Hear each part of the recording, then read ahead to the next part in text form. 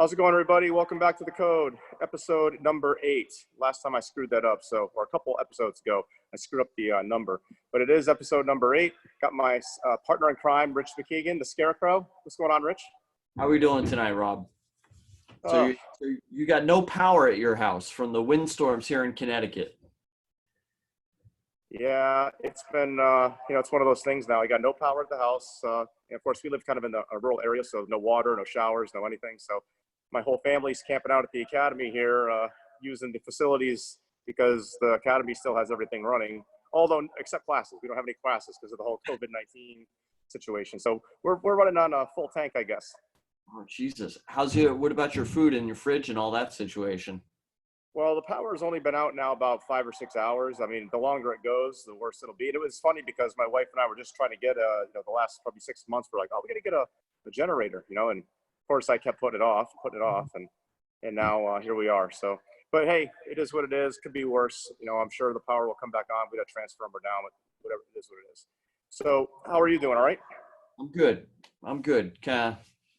Week 1 of the next week. It all seems to be Groundhog Day right now. It's like schoolwork and back into the same old. So just trying to get through it. All right. Well, we got a good show lined up today. The guest we have on today, I've known this guy a long time, about 16, 17 years probably, when he first got hired as a cop in a neighboring towns where I did my career. And we'll get to him in a second. He actually has a nickname, much like yourself with the Scarecrow.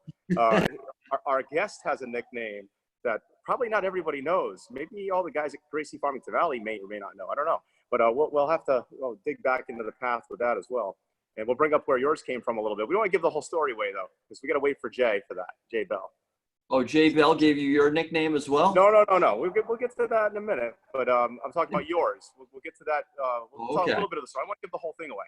So we got to thank our sponsors. As always, we got Just for Police. It's a grassroots program for law enforcement officers, the real estate transaction process, walking them through the whole thing and making sure they're treated fairly and get the best deal they can. So justforpolice.com. They also do it for firefighters and military personnel. And then we got Jiu-Jitsu 50. By the way, they sent me a nice belt. I don't know if you can see it with their logo and everything in, my black belt on it. So pretty cool. Thanks to Jay and the guys at Jiu-Jitsu 50. It's a lifestyle branding company, internet based. They do all kinds of videos. They have a great Instagram page showing all kinds of techniques for police officers. And they've got promoted courses and gear and everything else. So jiu-jitsu50.com. And then, of course, our academy, Manchester Brazilian Jiu-Jitsu, aka Bushido Jiu-Jitsu Academy, Manchester and Hebron. So that's our sponsors. So the next guest, Eric Lundell. He's been a police officer, I want to say, going on 17 plus years. He's also been a soldier, ESU, SWAT team leader, sniper, explosive breaching. He's a BJJ brown belt as well, under our friend Jay Bell, Jimmy Gamble out in Gracie Farmington Valley. Great school, by the way. So, Eric, how we doing? Good. How's it going? Pretty good. So, how's things out in your neck of the woods? You're, a half hour from us or so, but how's things out there? Good? Well, today it was like getting hit by a tornado. We must have had a ton of trees down and power lines and all that on top of the normal COVID nonsense. But other than that, it's kind of the usual day-to-day getting it done. So now in your career, you've obviously spanned, quite a number of years in the law enforcement community, done a lot of different things, but you've also been a soldier as well in the military, infantryman, I believe, National Guard. What are some of the differences between the military side of things and the law enforcement first responder side of things from your perspective? Well, I have I did everything backwards. So I was in college and decided to take some police tests and ended up getting hired. So I became a cop first. Then I kind of got bored. I do work in a small town, as you know. I got a little bored, kind of found out that the infantry unit in the area was going to be deployed to Afghanistan, within a year's time. So I decided to sign up for the Army, for that infantry company, and ended up kind of leaving the police department and going basic training, AIT, mobilization training right in Afghanistan. And then I came back and then I finished my college. So I did the reverse of what most people do. Most people are military, college, law enforcement. I did law enforcement, military, then finished college. So differences, it depends, I guess. You know, some people in the military are like some people in law enforcement where they're always want to train. They always want to do the extra work. They're always looking to stay busy, increase their knowledge base. And just like in law enforcement, some people kind of coast. So, you know, other than the war part, that aspect is the same. You know, you'll have people who are continuing to want to enhance their ability and knowledge, and you'll have other people who are there to collect the paycheck. So similar to in-service training, when you've got the people that don't want to participate, and then you got the ones that are eager to go and put the time in, like you said, and get out there and do it. So I've heard that from other people as well. I was never in the military, but my family all was, and I know that many of my friends were. So they often say that it's got a lot of similarities between the personalities that are involved in both. Definitely. I mean, you know, camaraderie, you know, having somebody that you know is, you know, covering your back, you know, back up on a call. Same thing with the military. You have, you're going through the door or whatever, and, you know, you're going to have, you know, a bunch of other infantry guys right behind you. And that aspect of the brotherhood kind of thing is definitely the same. Mission's a little different. It's a little similar when you start talking like, you know, emergency service team, SWAT kind of stuff. You know, you're getting closer to similarities in mission types and stuff. But, you know, they do have their similarities and obviously their distinct, you know, differences as well. Now you mentioned like SWAT, ESU, that kind of thing. How long have you been on North Central team? I know you've been on a long time, and you're a team leader, correct? Yes. So in Afghanistan, my first sergeant was Art Fredericks. So you remember him from Bloomfield PD? I do. Great guy. Yep. So he was my first sergeant in Afghanistan, but also he was a member of the SWAT team. So when I came back in 2007, he had kind of paved the way to get me on the team. So I started the team the week of the SWAT challenge in 2007. So that's 13 years. Wow. Yeah. Yeah. It goes by quick. Well, some days go by quick with SWAT, and others don't. I did 17, almost 18 years on our team, and when you have to sit and listen to Chappie for 18 years, you can only imagine how long that can be. Chappie, I always said that I had a unique relationship with him in that I was not as outspoken, but I was a very similar asshole as he was. And I, you know, always describe him as 60 grit sandpaper. Yeah, the thing is, Chris is obviously extremely knowledgeable. He's been a friend of mine a long time. I bust his balls, but at the end of the day, I greatly respect him for what he's done, not only in the military but in law enforcement. And you know, we had our days when we didn't get along, but overall, he's definitely pretty knowledgeable about the whole tactics and SWAT and everything else. And I'd follow him through any door that was in front of us. But now one thing that he brought to us, which I believe he got from Doc Kamen and some of the other people, was the whole DARC program, which I know you're really heavily involved in, Direct Action Resource Center out in Arkansas. I went through the class. It was absolutely amazing. I loved it. But how'd you get involved with teaching there? I know you do some teaching.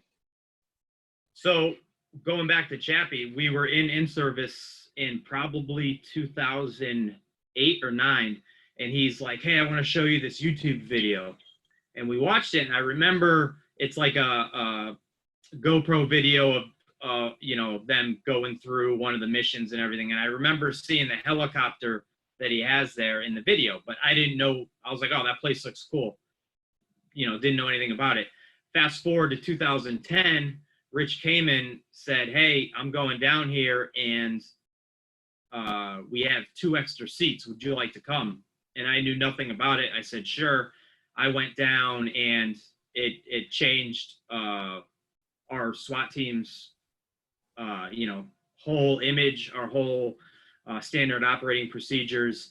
And when you go down there, Rich Mason, who's the owner, says, hey, if anyone's interested, we have an instructor development program, which ends up being like 600 hours of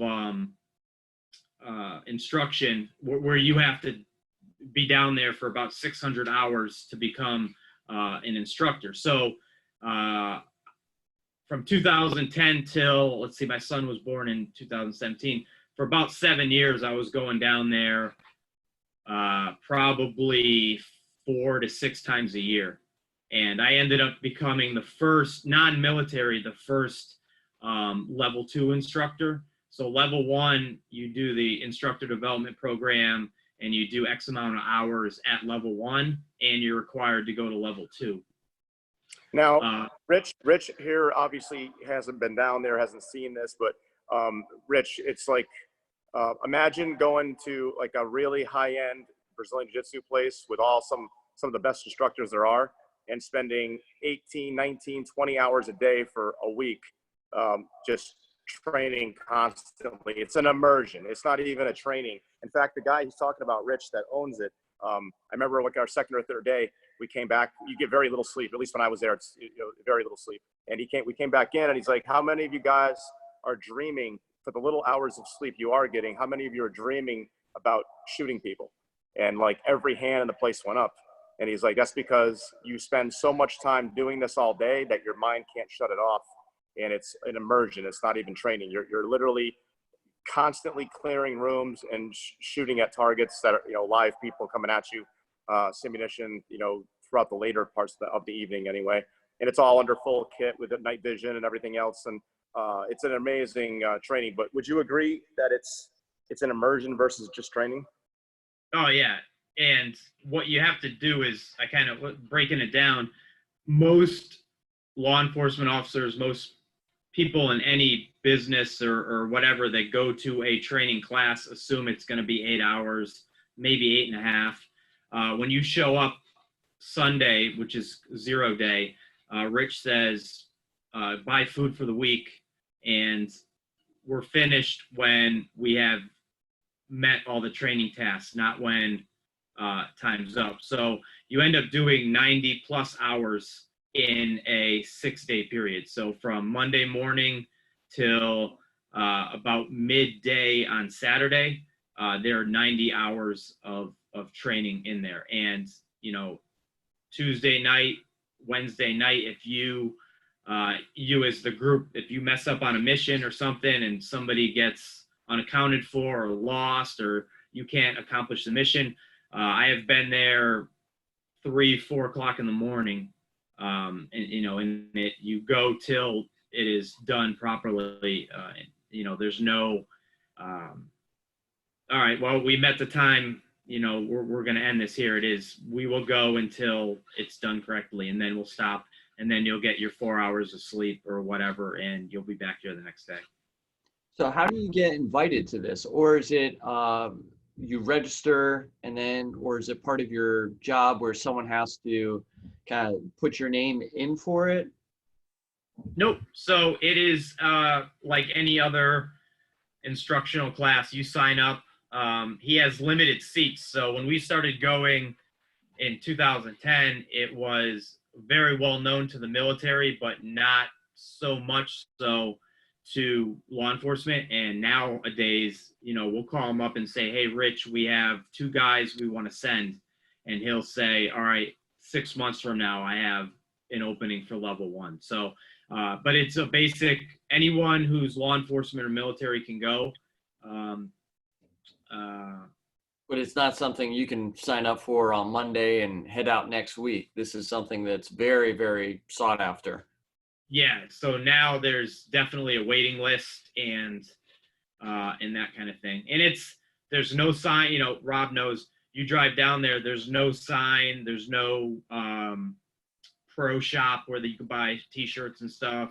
You pull up, and unless somebody meets you at the airport and drives you there, or you get really good like instructions written on a napkin, you're not going to find the place. It's literally drive through this gate into a swamp and, cross your fingers that you're at where you're supposed to be. Yeah, it definitely is. It's almost like, like out of a movie. Like you're like, get to the airport, you get all your guns, you start walking, to get to your car, and you have to stop at the Waffle House the next, before you go. Well, that's usually in the morning, the Waffle House that first day. And that's an experience all in itself. And then you get there, and it's like you said, it's just a little gate, long driveway in the middle of the woods of Arkansas, and there's all swamp around it. And they have this huge shoot houses and everything when you get back there, and a bunch of other training facilities back there as well. But it's not. Let's put it this way: there's one porta potty, and how many guys that go to the class? Yeah, 20, 25 to 30. There's 2 porta potties, but 25. Oh, now there's 2. I only remember 1, so I guess there's 2. They recognized everyone was eating at the Waffle House first off the plane. Yeah, I think they do that by design to kind of mess with you. But yeah, like you said, there's no pro shop. You get, if you pass through everything, you get a patch. I wear it on my vest for my rifle vest, and the only way to get that is to pass the last kind of event that they put on at the end of the week. And if you've been through it, you can always ask somebody. You say Diet Coke or Swiss cheese, they'll definitely know what you're talking about, because they yell out these certain things during the iterations that get you kind of lit up, I guess, so to speak. But it's definitely a great course. If anybody gets a chance to go down there and do it, I was totally impressed with it.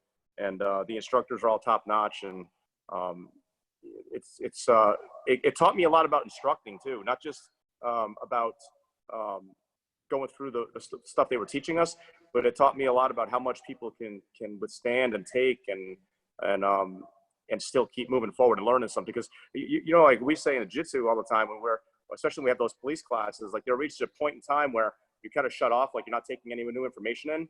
Like that, we always say that, like, hey, you guys, we're done for the day. I can stand here and talk for the next 3 hours. You're not even going to hear me. But there is a point that if you keep going, the ones that truly want to be there will continue to learn, and they'll actually learn at a different level. Would you agree, Eric, that there comes that point in time where most people are kind of done, but if you're really into it, you can take it further and almost reach another level of understanding? Yeah, so definitely there's oversaturation.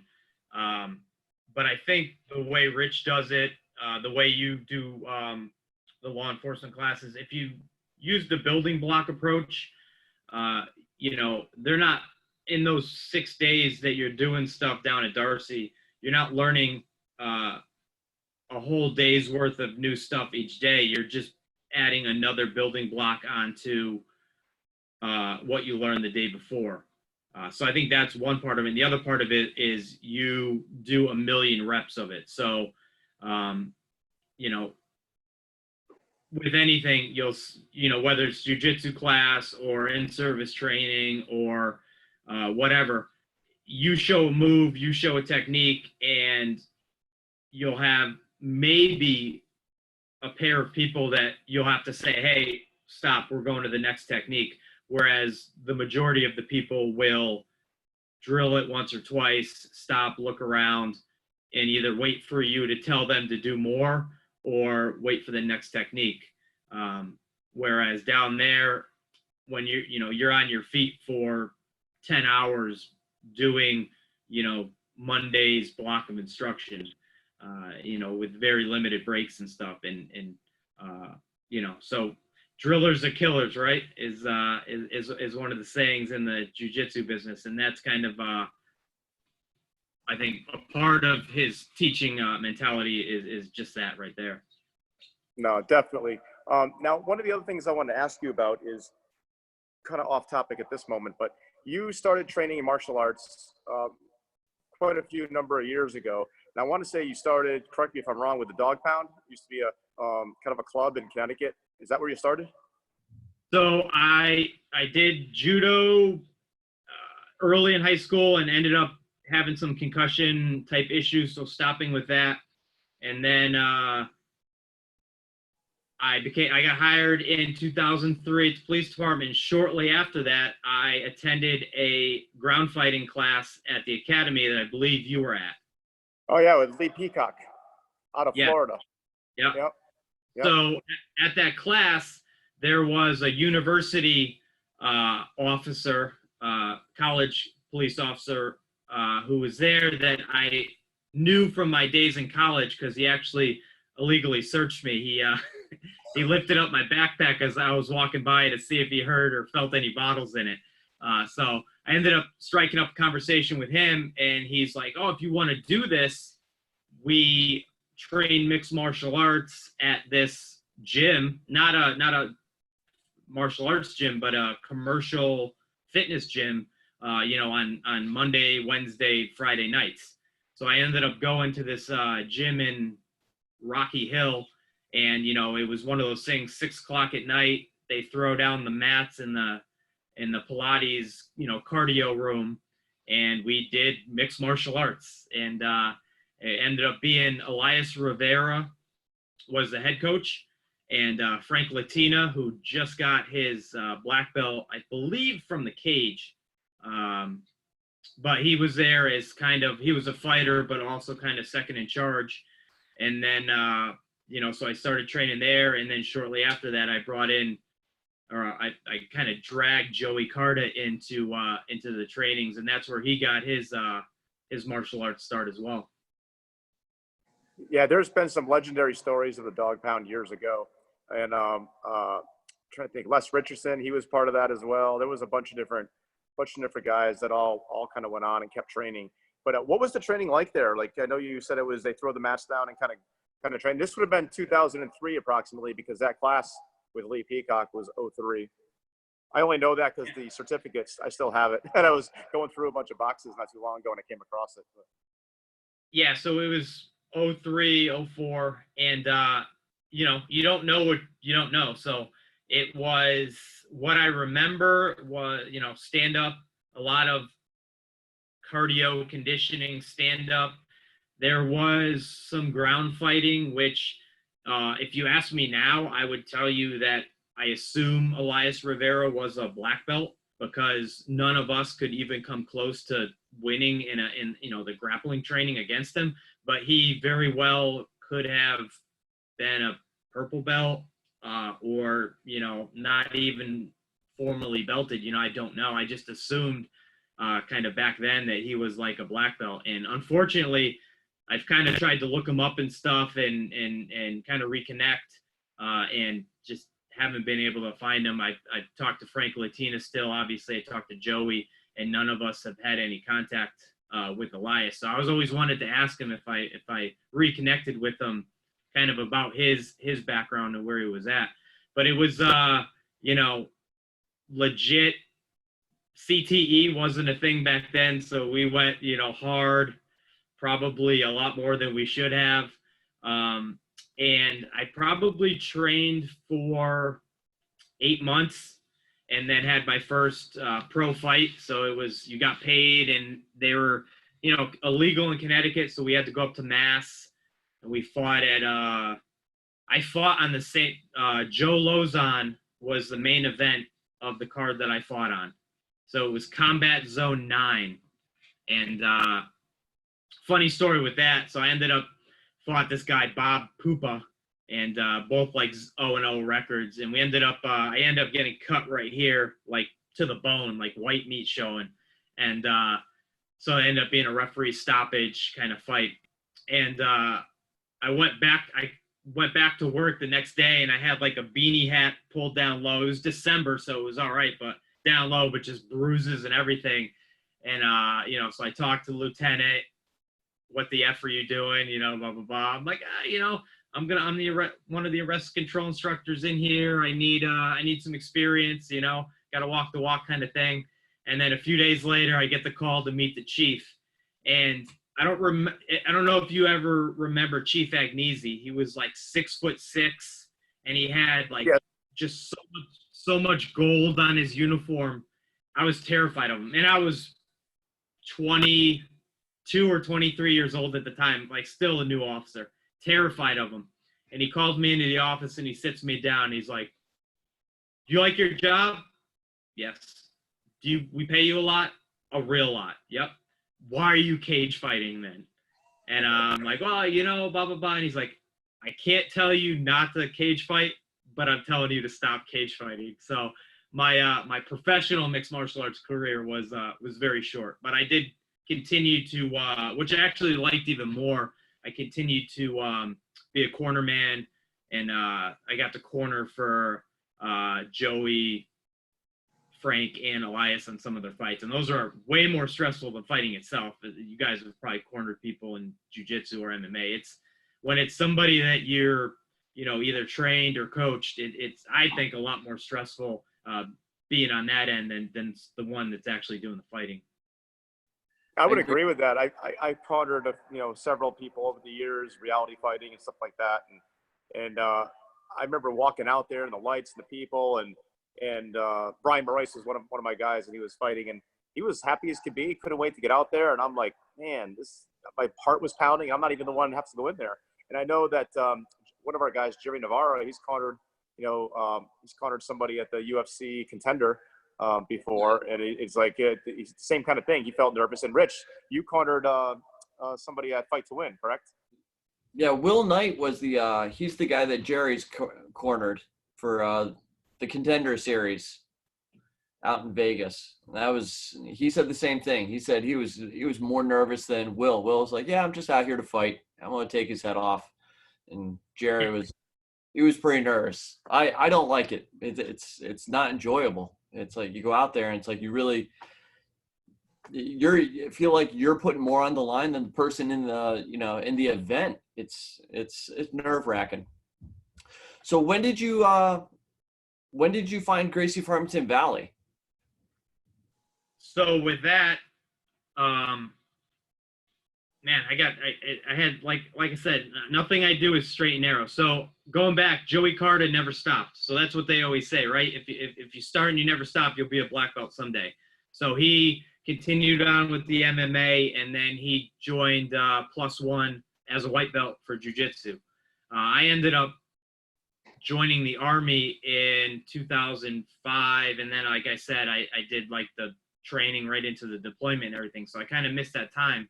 And when I came back, once I got resettled back with work and all that kind of stuff, I started judo over in New Britain Judo. And I ended up. Vic Otero? What's that? Vic Otero? Yep, with Vic and John Fox, who's another police officer, and then Henry Arroyo, who's a retired trooper. And I became a judo snob. I looked down on jiu-jitsu. I had no interest in lowering myself to that level. And I'll say that now. I would have Joey be like, "Hey, come to one of my classes, come train with me." And I'm like, "I'm all set, man, I'm all set." So long story short, I got injured at a judo tournament. I ended up having a meniscus flap, and I couldn't do any standing training.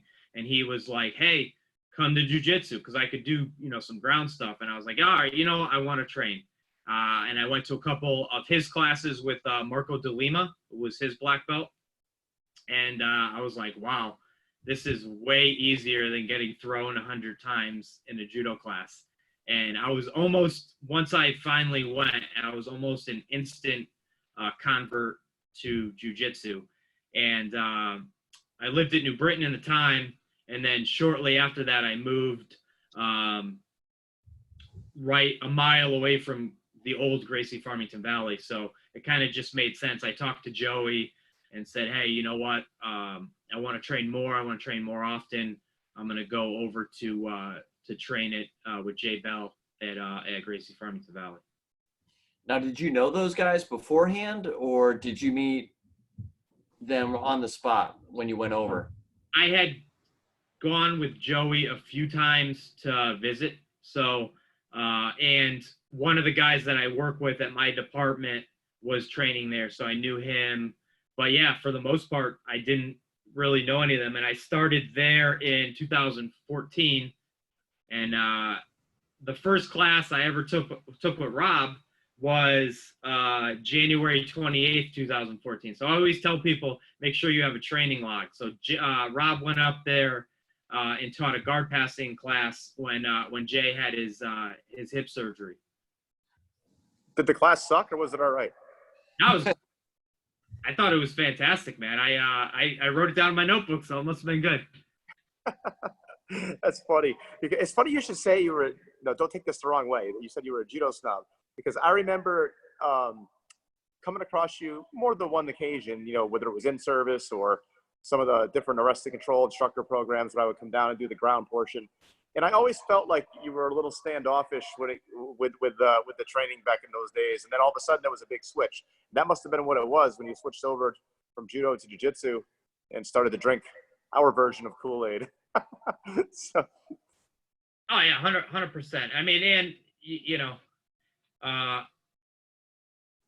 yeah, definitely. Because when I went to like the Connecticut, police training program there, that was probably before I even started June. I think I went to that early on in my career, so that was probably even before I went into the Army too. So that was probably before I was really training. So yeah, I drank the Kool-Aid for sure, and now I suck at judo. You mentioned John Fox. John Fox is one of the, I don't know if you know him, Rich. He is one of the toughest guys I have ever met in my life. Like, John Fox is tough. Like, they people say they're tough. John Fox is tough. He's a super tough guy. Unbelievable martial artist, really. I have utmost respect for him. And then Vic Otero, same thing. I mean, he's taking rounds in the line of duty and everything. And he trains with us, in Brazilian Jiu-Jitsu now. He's a blue belt here, but solid black belt in judo. And it's funny to see the transition, because you will get those people that say, oh, judo, BJJ is basically just judo, BJJ. And, I see there's definitely similarities, but I've trained them both. But, I think the older you get, the more you appreciate jiu-jitsu, because, judo's rough. Like, when, Mike Rossi, Jerry Navarro, they'll tell you here, the stories of the old Junon Shin Martial Arts Academy with Cunningham and Luckingham. And, I remember going train with those guys and getting thrown by one of those guys back then. I remember getting thrown with this guy, Lucky. They called him Lucky. And I couldn't move my neck for 3 weeks, just to throw. I was like Batman. I literally couldn't move my neck. I'm walking around. So, yeah, it's just a different – it's much similar to wrestling. I know you coach some wrestling too. It's, just that constant being up and down, up and down, up and down, and getting slammed to the ground. It takes its toll on you. Yeah. And then, what you notice is there are very few, if any, adult wrestling clubs in Connecticut, and there's unfortunately very few judo clubs. For that reason, I think is it's great for kids. It's great for high school age kids because they don't know any better, right? Wrestling and judo, and then as you get older, a little bit older, mid-20s, early 30s, unless they have some really good mats, like your academy has some really good mats for break falling and stuff. But if you go to a place that just has your basic mats, man, it makes it for a long workout. All of a sudden, butt scooting really starts to look a lot better, doesn't it? Rich and his butt scooting, he likes to pull guard. He's one of those guys. But no, we do a lot. I shouldn't say we do a lot. We do probably more wrestling and judo than most jiu-jitsu schools. And that's because of some of our instructors. And Kano, is on the wall for judo, and we have that suspended floor like you're talking about. That definitely makes a big difference. But the real big thing is too, I think, if you don't know how to fall properly, if you haven't done a lot of falling and really trusted yourself in falling and knowing how to fall properly, people just don't want to do the stand-up, because it is dangerous if you don't know what you're doing. Like, if you haven't taken many falls in the past and become very, very good at it, it's hard to train that full speed. And I think that when you start to learn jiu-jitsu, if I teach you an arm bar, someone teaches you an arm bar, you can start to incorporate that arm bar relatively faster than if we're doing like osotogari. I think the timing and the leverage points and the understanding of when you're going to apply it is so much more going on than with like traditional newaza on the ground. I think it's it's another world when you're trying to apply that stand up and catch somebody at the right moment, and timing becomes so much more important. It's a lot more practice. I don't think you see the results as fast. I would agree. I also think falling is a life skill. Like I couldn't tell you how many times I've slipped and, you know, fallen out in the ice and, you know, done a nice break fall, got up, looked around, make sure nobody saw it, felt a little embarrassed, but did not get hurt. Whereas, you know, somebody else who knows, you know, but yeah, I think that is like a huge life skill is being able to fall properly, for sure. I can remember years ago, it was raining, it was fall, it was leaves on the ground. And I remember I was in a pursuit, car crash, they all jumped out, it was a stolen car. And as I was running behind one of the guys, he went around a house and I went running around the house behind him, and we both fell. He got hurt and I didn't. As soon as I hit the leaves, you know, it's kind of instinctual. I kind of fell and kind of blended to the ground. I remember he fell and smashed his elbow and cracked it. And he was hurt pretty good. Maybe it was just luck of the draw, but you know, I really do believe that knowing how to fall and done it so many thousands of times that you end up, you know, kind of blending much better than you would without it. Now, I want to ask you, I know you've done some wrestling and stuff. At least I see you coaching with it and stuff. But Jimmy Campbell was telling me an interesting story about you. He says that for some reason you don't like no gi, which surprised me. He says you don't like no gi as much. And he says you don't like leg locks. So how come? All right. So it's not that I don't like no gi. I actually am probably better in no gi than gi. I just like the gi. I love choking the shit out of people with the gi. And I always, you know, and God, he will argue to the end of time with this, but I look at it, and when you know, a new person comes into the gym and I've given them the gi, no gi, you know, we're having that conversation. I say, it's like you're a engineer or machinist and we're talking about tolerances, right? No gi is, you know, the tolerances are huge. You could pull out of something, you could slip out of something. With the gi, man, the tolerances are a lot closer. And then if it's a gun guy or military guy, I go, you have an AK-47 and you have a 1911 here. AK-47, man, the tolerances are so big. No gi, you know, you can get away with a lot more. You try some, you know, some stuff like that, or you get a dirty 1911, it's not going to work, you know, because the tolerances are so fine and it's so well machined. So I just like gi. I think it's just more interesting to me. It's not that I don't like gi. Leg locks, that's an interesting one. I think, in my personal view, is you know, I'm a brown belt now, so I have to get going on this, but I actually feel like there are so many other things that I need to get good at in jiu-jitsu before really doing a deep dive into leg locks. I feel like personally that you get somebody who comes in white belt, early blue belt, and they start really getting into leg locks, I kind of feel like, yeah, they could be dangerous and they could get you with a leg lock, but I also kind of think that sometimes the rest of their game is a little looser than it might or it should be.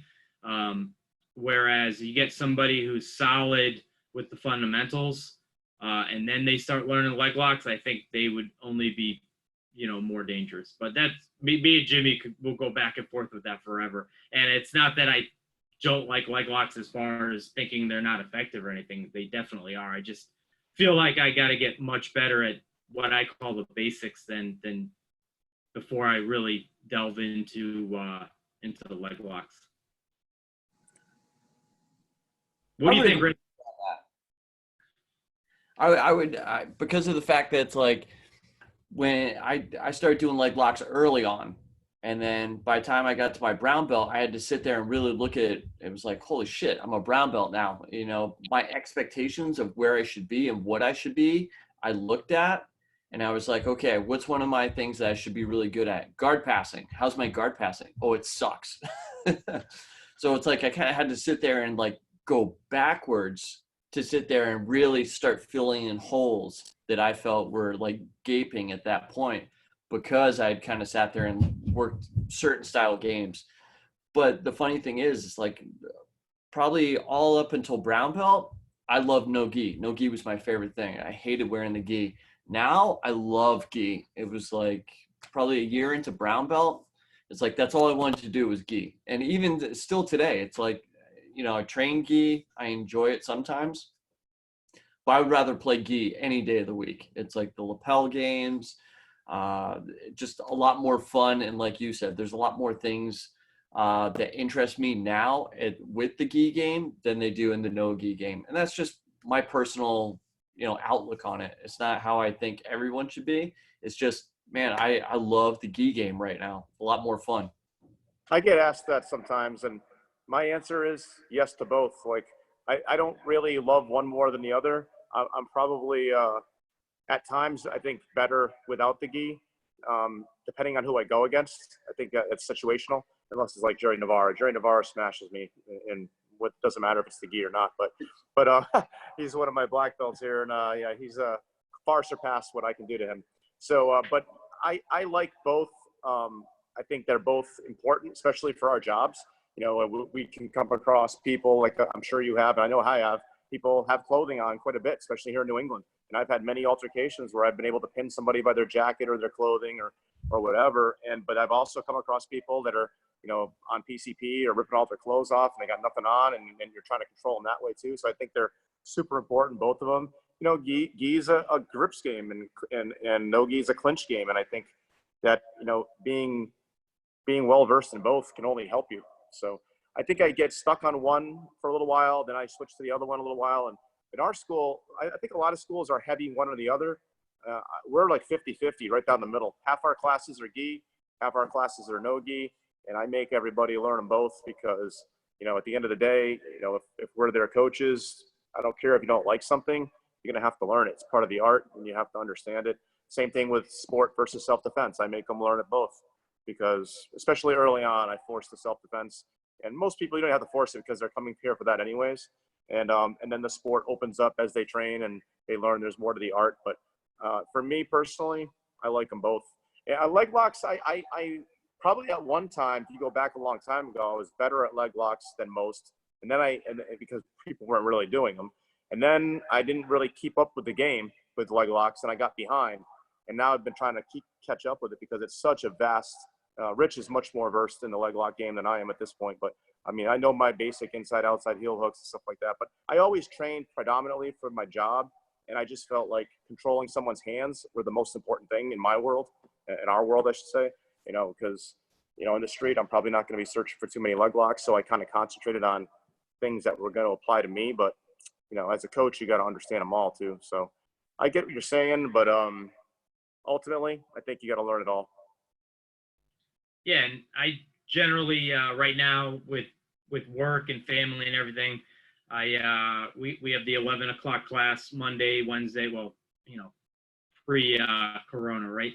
Monday, Wednesday, and Friday, and we have the core group that goes, and you know, we generally wear gi, but what drives me crazy is when somebody who doesn't generally go to that class will be like, "Hey, I want to come. Is it gi or no gi?" And we're like, "Bring whatever, man. If you show up for no gi, we'll just, you know, take the gi top off and go." Like, it's not this big formal thing where it has to be, you know, put up on the schedule or whatever. If somebody wants to go no gi, they take the belt off, take the gi top off, and we're ready to go, kind of thing. So I, you know, if you looked at my notebook, my training book, you know, I'd probably do 50-50 as well, is me personally, as far as when we train. You know, sometimes it's dependent on who shows up. You know, if Jimmy shows up or some of the other guys who, you know, don't own a gi, then the majority of the class will just go no gi. If Joey Carter shows up for the class, you know, he is generally a gi guy. So the rest of, you know, obviously you're going to follow what the black belt does. So, you know, generally everyone will keep the gi on, and, you know, for his class. So it just goes back and forth. And obviously, yeah, both are good. Joey Carter will also have a hoodie on under that gi. I I've never seen him with a gi on outside of a tournament he doesn't have a hoodie on. I hate the hoodie. I hate the hoodie under the gi. I don't get it. It's like, unless you're cutting weight, it's like, I don't get it. I like wearing one once in a while. I think it's all right. I've known him for forever, since we were like in 6th grade. He's always cold. Like he probably is sitting at his apartment right now with a big wool hat on and a huge comforter on himself. So. Yeah, but now I gotta ask you, when it comes to law enforcement, there's a big movement the last few years with the whole different organizations trying to get cops to train and stuff like that. And you've been involved in training programs for quite a long time, both in the military and in law enforcement. And how do you feel? You mentioned you went to all those classes early on in your career. How do you feel the training has evolved over your career? For what is available now versus what was available back then? And what do you think we need for changes? Do you think that we're doing it the right way for the most part, or do you think that things need to change more? All right, so that is a two-sided question. Or not two-sided, but for people like the three of us who like to train, it has changed immensely. For the other 90 whatever % of police officers, it hasn't changed from when you started and when I started. It's the same academy-based program. It's the same state blessed program that 90% of cops go through at the academy, then go through it in service training, and then maybe end up going to become an instructor of.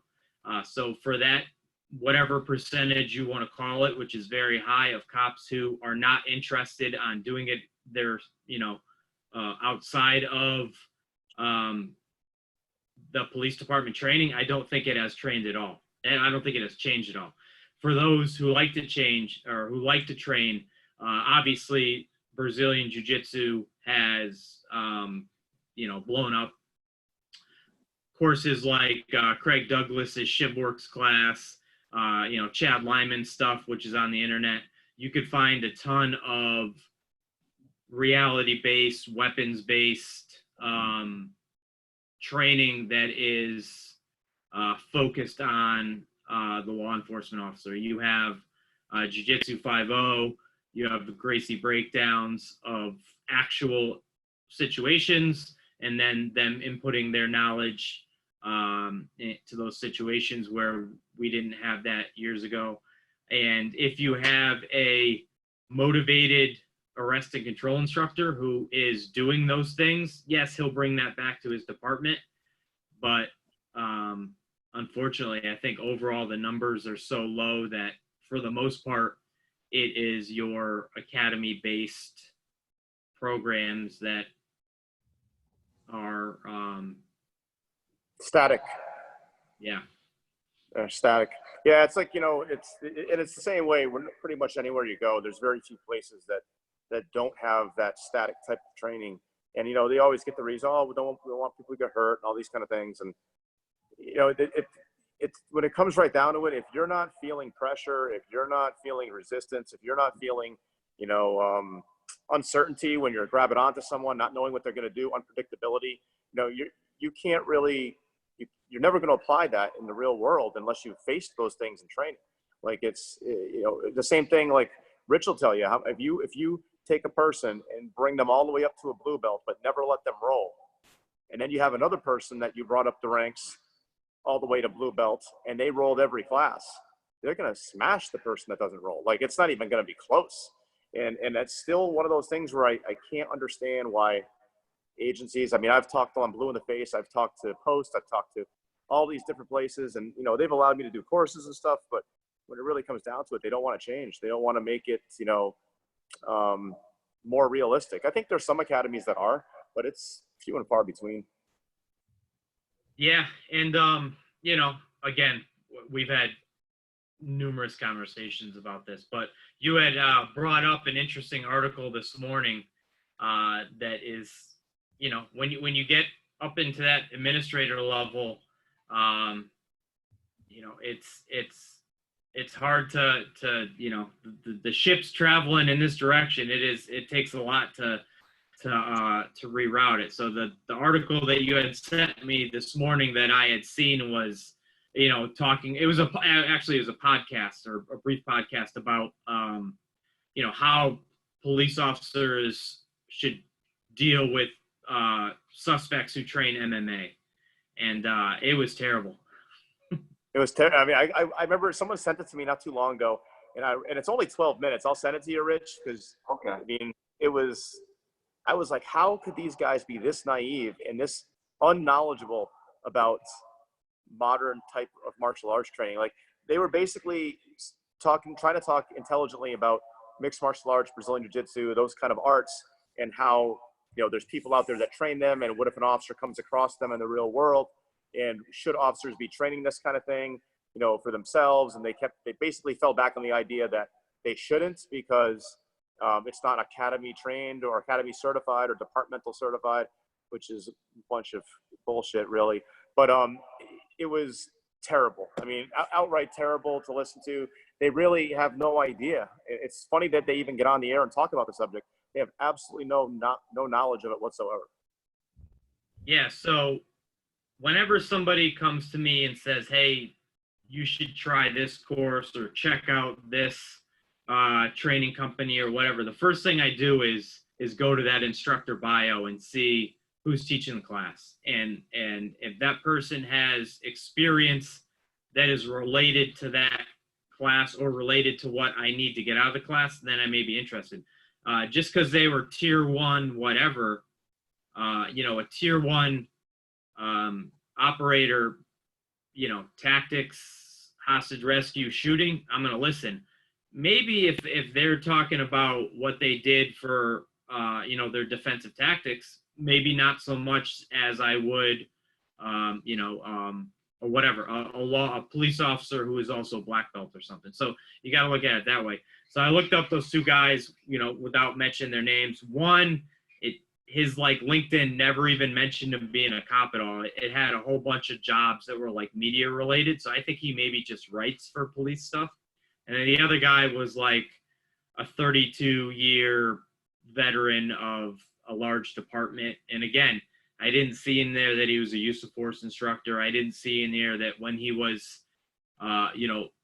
in the operational years of his career that he was on SWAT or narcotics or anything like that. He maybe oversaw those units as he climbed the ladder, but there seemed to be no actual hands-on thing. And then you get the guy talking about it, and he's like, I've never gone to a mixed martial arts class. I've never tried it. And then 2 minutes later, he's like, yeah, we have a lot of those young guys that do it. If you're willing to blow your knees out, which I've done twice, maybe you take class. And I'm like, well, A, you said you'd never done it. And B, you said you'd have knee injuries from what? Biking, running, whatever. But you're just going to add to the stereotype that training is going to get you hurt, which is one of the worst ones that I deal with all the time. You deal with all the time is, I don't want to get hurt. I don't want to get hurt. And it's like, but you do this, you play basketball, which is, lower extremity injuries in basketball are extremely high. Or you, race your mountain bike down a mountain, or you ski or whatever. And I'm like, wow, okay, those are pretty dangerous. But for whatever reason, it's changed in some ways and just hasn't in others, like you said. And it's just funny to me how, people like that can get on there and talk about it and have no knowledge about the training whatsoever. And, if you go to most legitimate Brazilian Jiu-Jitsu schools, and most are, there's very few that aren't, and you have a legitimate black belt there, the amount of time that they have put in to get where they are, to be able to stand in front of people and teach at that rank, they have years and years and hours and hours and hours of more training than any arrest and control instructor I've ever seen from anywhere. It's not even comparable. Yeah. Not even comparable. And another, because you got me all fired up this morning on that article. Another huge one or point that they made in this article, which is, I think, a huge detriment to use of force training and police officer mentality. And he goes, if the suspect puts up his hands in a fighting stance, at that point you should immediately go to one of your less than lethal weapon systems. And I'm like, that is the problem with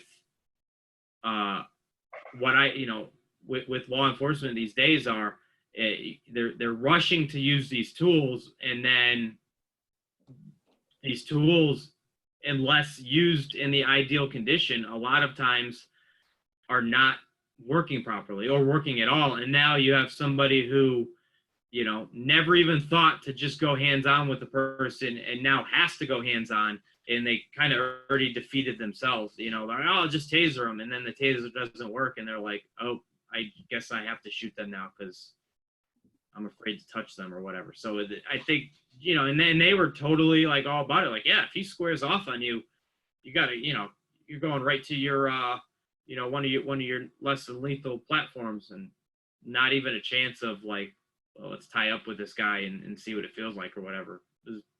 Yeah, like the Centennial. Remember the Centennial Bridge video? Did you ever see that video? Yeah. Yeah. So that, if Rich hasn't seen it, I'll kind of explain it. But basically, there's a guy wanted for like an assault on one side of the bridge, and he's crossed over to about halfway crossing over the bridge, and an officer comes across them, and the guy kind of squares up, kind of goes right after him, and he tasers him and has zero effect. And he ends up getting him the officer on the ground and bites off like almost his entire eyebrow. And while he's doing that, another, I believe, an off-duty officer that's on vacation, I think, with his family, stops and tries to help him, ends up shooting and killing the guy. So it's like, people, they wear that, called the Superman complex, where they get dressed every morning in a phone booth. They put on the uniform, the gun belt, taser, all these things. And they stand there and, they think that they're invincible. And it's like, no, man, you're not invincible. And in fact, all that shit can fail. If you can't stand there in your boxer shorts and still consider yourself a warrior, you really shouldn't be going out there. But it's amazing how many people do. Like, I would feel like totally inept at my job if I didn't have the level of skill that, from training. Early on in my career, I think the first person I went to put hands on ended up resisting us. And I had trained in other martial arts, and I walked out of there that night. I'm like, I got to go find something else. And I started learning to do jiu-jitsu because I'm like, I can't go my whole career not like this. Yeah. So a couple months ago, I went to Chicago for a Force Science conference, and it was good. It's not my bag, but I definitely see the where Force Science can be useful for different situations. But anyway, Chad Lyman ended up being at the conference. And I had planned to, find a gym out there and train one of the nights. So I brought just like a rash guard and shorts because there was a 10th Planet gym down the street. And one of the breaks, I ended up going to Chad Lyman. You guys know who that is, right? Oh, yeah, I do. Yep. So I ended up going up to him and just, hey, man, I show your videos in a lot of my wrestling control classes that I teach. I appreciate you putting out the material for free. I'm like, hey, are you going to be, around downstairs, kind of at the bar later on? I'd love to chat with you. And he goes, I'm teaching a seminar at SBG, Illinois tonight. Do you want to come? And I'm like, yes, of course I do. So I ended up, and come to find out, the second person that I show a ton of videos of is Paul Sharp. And we ended up going to his gym and doing a seminar, or Chad did a seminar at Paul Sharp's gym. So two people that I end up, I show, man, a ton of their videos during my in-service classes I got to meet and train with. So anyway, great time. But I got like a half-hour drive to the gym and a half-hour drive back to just bounce questions and stuff off Chad Lyman. And long story short, what he said is kind of what you were saying with the Superman complex is he has a whole story, which I will not do justice to, but he talks about having wild lions and zoo lions. And he goes, to definitely sum it up, he goes, a zoo lion is fed by a zookeeper. A zoo lion, if they get sick, a vet takes care of them. If there's a couple other lions in the zoo that picks on the zoo lion, they'll separate them and, he doesn't have to worry about that. A wild lion is going to eat when it finds its food. If it's sick, it works through what it has to do. And, you know, if other lions are picking on it and trying to kill it or run it off, it is either going to have to fight for, you know, its place in the area, or it's going to have to leave. Like, nobody's helping it out. And he's like, what's the difference between the wild lion and the zoo lion? And he's like, experience through suffering and training, you know, through life experience, right? And he's like, a ton of cops are zoo lions. They put on the blue suit and, hey, I'm a lion. But at the end of the day, he was like, you're a zoo lion. You're not a wild lion, you know. And it was, you know, again, I'm not doing it justice, but it was a fantastic, I mean, this was like a 15-minute talk about lions and stuff. But, you know, he's like, at the end of the day, a lot of cops put on the uniform and they assume that means that they're going to be this scary wild lion. But at the end of the day, they're a zoo lion. They have not acquired the skill and the experience through the adversity that the wild lion has. And, you know, I think it goes just with what you were saying about, you know, the Superman complex. No, that's great. I have not met Chad in person. I've seen a ton of his videos, obviously, and I know one of his, I think it's a guy that trains with him a lot, Jay Wadsworth, friends with him, talk to him sometimes. But yeah, they put out great stuff. I think that, you know, they're one of the best, I think it's C4C or something like that. Their program they put on. They put on some really good stuff. I've never seen a bad technique or video or concept from those guys, and they're definitely probably one of the top ones out there. But it's unfortunate because for every one of those there's probably 10 or 15 others that shouldn't even be teaching. You know, there's so much stuff out there that's, like you said, there's somebody that they went to a 5-day class, like Rich was asking earlier, how do you go to this class? Like, there's classes out there that you can go to. You could be nothing. You have never done this in your life, and you put in for the class. They send you. You spend 5 days there. You come back. You got a certificate to hang on your refrigerator, and everybody at the department now has to listen to you, teach them what you just learned in 5 days. Like, it's impossible for someone to be an expert in something after 5 days, or however many days the course is. But you see a lot of that in this line of work, and it's unfortunate. And then you'll see guys that train all the time, and they've done it for many, many years and have tons of experience, but they're not the ones picked to go to the class, and they have to sit and listen to the person that did go. It's super frustrating, you know, super frustrating. Now, we got to go into something a little bit lighter here.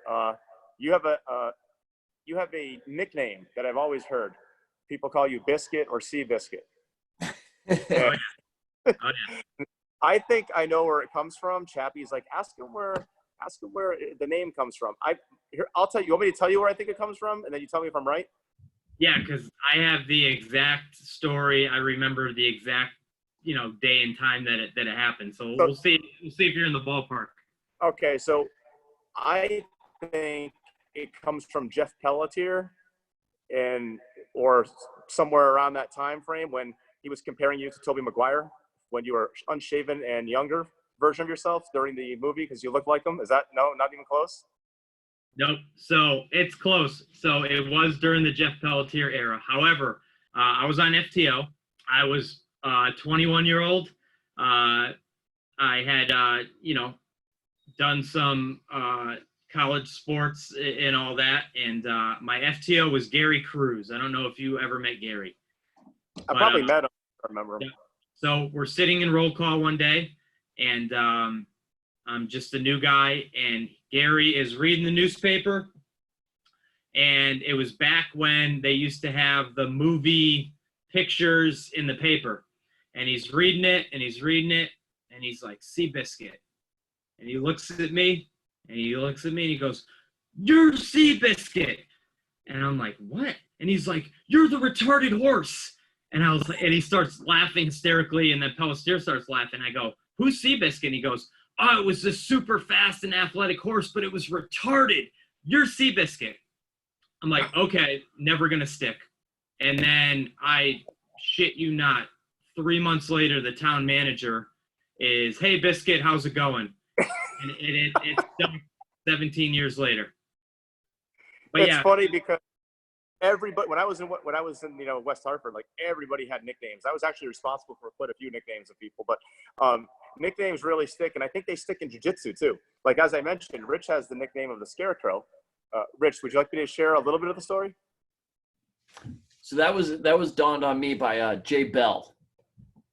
So we went to a Henry Aiken seminar, and it was me, Rob, Jay Bell, Greg Wood, Brad Wolfson, I think was there. It was at Charlie McShane's, and he was explaining the invisible jiu-jitsu and how he could sit there and just pass people's guard.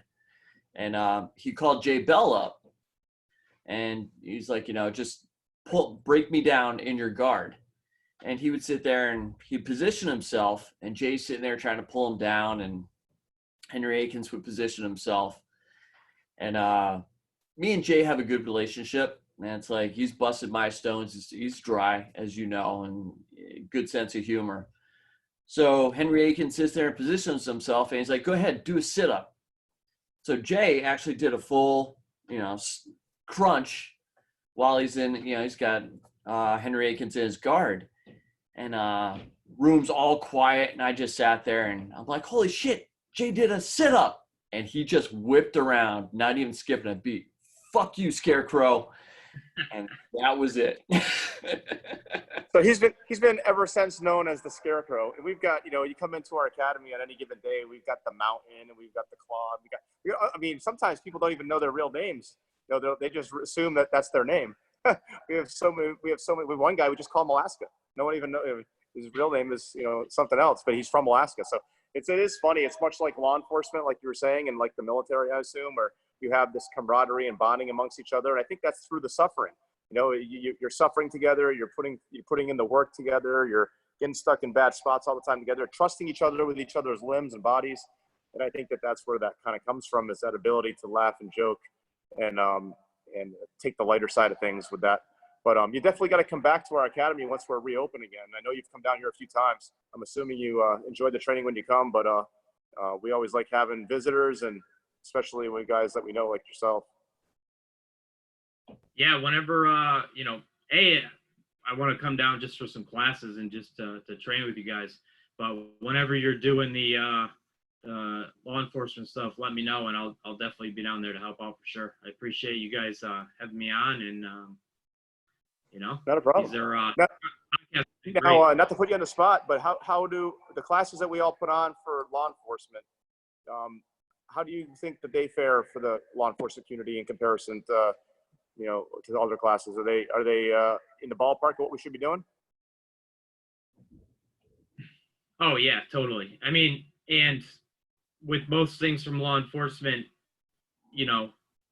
if we see something or we go to a class that Craig Douglas or Todd or whatever teaches, and we don't steal it and bring it back, or vice versa, it's only hurting the officers that are going to these classes for the training, so they're always evolving. Every time that you put on a class, you always like, what should we add? What do you want to do? And I'm like, hey man, you got this down. I'm here. You tell me what you want me to do. But I think I haven't met somebody who has gone to those classes and had anything, negative to say. And I could, at least 4 or 5 of people that I know that I work with who have gone to those classes have then started training jiu-jitsu regularly, which is, fantastic. Yeah, and that's always our goal is, you can come to a class for a day or 2 or 5 or whatever, but we want you to continue that forever, because that's where you're really going to learn. This is like a test case. I usually say these classes that you're going to come to, it's like walking through the mall, and they have those people that hold the food court. They give you little samples, and it's not the full meal. You just get a try bite. And that's what I think that these classes are. They should be like a wake-up call to people like, man, I got to go out and train and make it part of my life. So anyway, I really appreciate you having you on. And I like your shirt, by the way. Kill Comfort, do Murph. That's my favorite workout. So, not that it's a plug or anything, because not that anyone cares, but myself and Mark, guy I work with, we did about this time last year, we're like, hey, we need some sort of challenge. So we've done Murph once a week for this week will be the 48th week. So we're doing it once a week for a year. So we have about 4 weeks left. That's And all. one thing that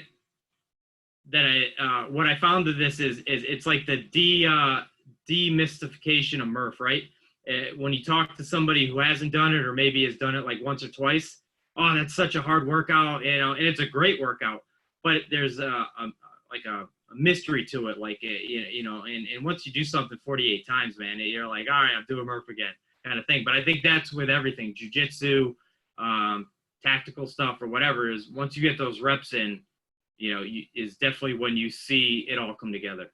So. Now, are you doing it broken up, or are you doing it Angie style? The 100 pull-ups, the 200.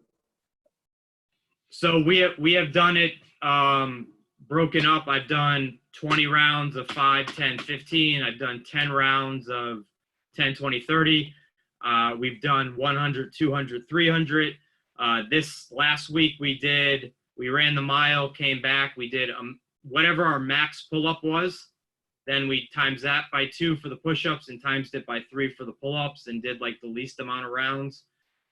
So we did like 12 pull-ups, 15, blah, blah, blah. So you get bored with it. So you change up the schemes, and we've probably done every rep scheme, 50 rounds. So you've done like 2 pull-ups and, 4 push-ups and 6 squats and at the end of the day, they all suck. But there are definitely, there are definitely breakups that you can go super fast on. Now, you doing it with the vest?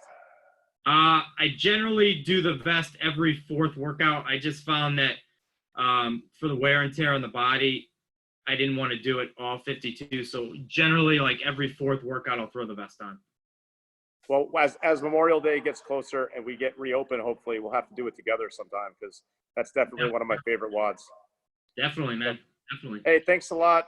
We appreciate having you on the show, and stay safe out there. And I'm sure we'll catch you up on the mat when we're back open again. Thanks. Thank you. Have a good one.